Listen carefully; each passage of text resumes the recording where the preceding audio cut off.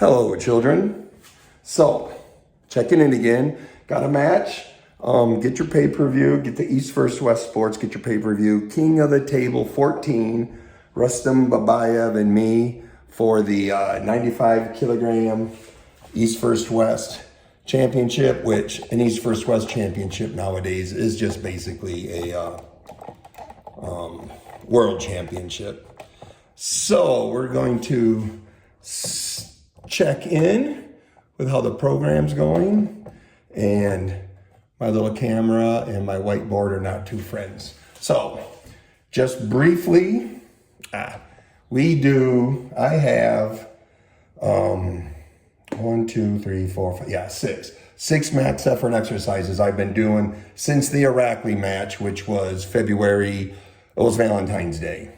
So we're going to check I'm just checking in on my strength levels since Valentine's Day. Strap pronate side pressure. My max, my level when I was doing Irakli, I hit that in December, was 117.5. April 4th, I was only doing 100 with the right hand.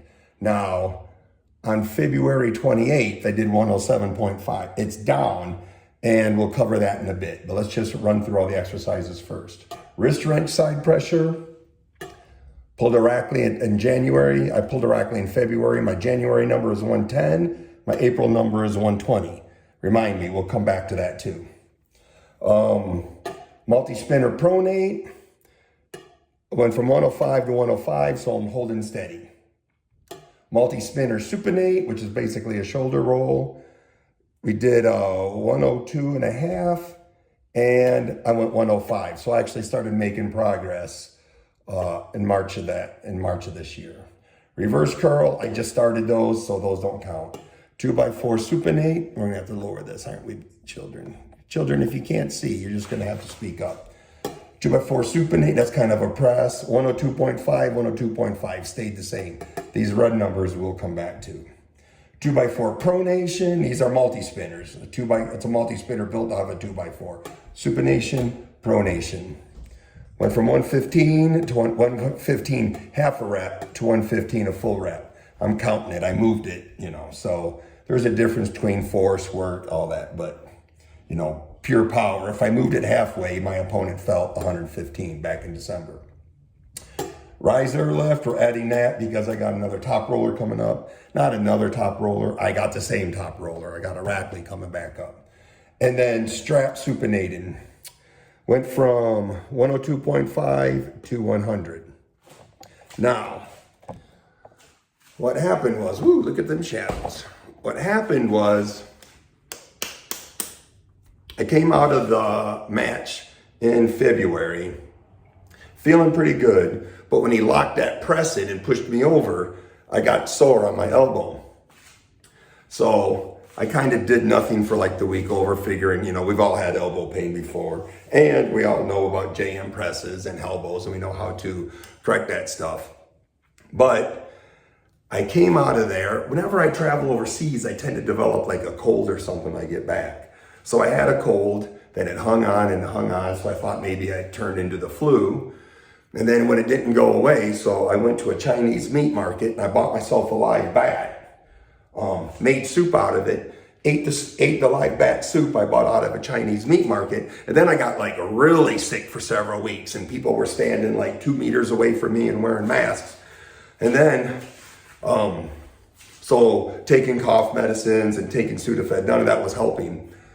And then Susie goes, I think you got allergies, because I was complaining about my eyes being itchy and watery.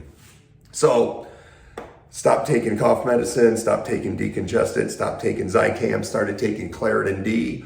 Boom, Claritin D works. That stuff is phenomenal. Problem is, it spikes my pulse from like 70 to 90 like that.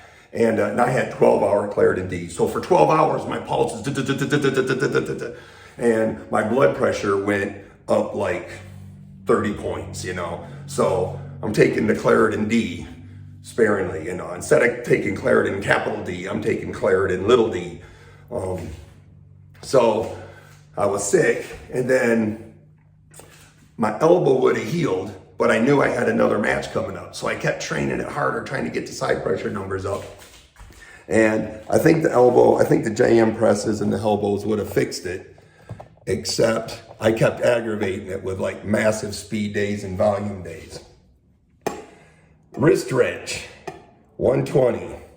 Back in May of 24, so a year ago, I was 122.5. It then dropped to 115. I didn't record here in September. In January, it was 110. And that's when I knew it was dropping because I was concentrating on top rollers. So I stopped doing side pressure.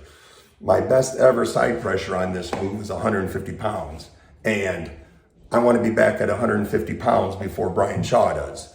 Because if I can get to 150 pounds before Brian Shaw gets to 150 pounds, I plan to pull him for the super heavyweight championship at East versus West 41, 43, something like that. Okay, so basically, let's get this down. Hold on. My production crew was a little less than Brian Shaw. Oh, and if you think I'm stalling, I kind of am, but not too much. Brian Shaw's production crew said, in order to get fully monetized on YouTube, your video's got to be 8.5 minutes long. So this one's going to be not 8.5, 8 minutes long. So this one's going to be 8. Anyways. So when I pulled a Rockley in February 15th, some of these numbers came from January, 117.5 to 100. Now, I did do a 107.5, but I'm writing down my last lift. 110, 120, that's the one we just talked about. That's the one I'm going to hit 150 before Brian Shaw. 105, 105, 102.5, 105. This is a lift I just started. When I pulled a Rockley, the total for these 6 lifts was 640 pounds. As of today, April 21st, it's 632, so that's down 1%. But if I gave myself credit for a 107.5 for that number up here, that would make it even.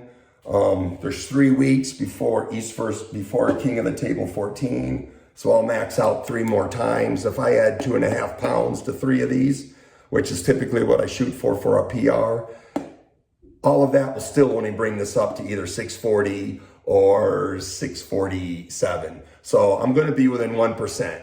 So in 4 months, I actually lost 1%, but I'm going to consider myself flat.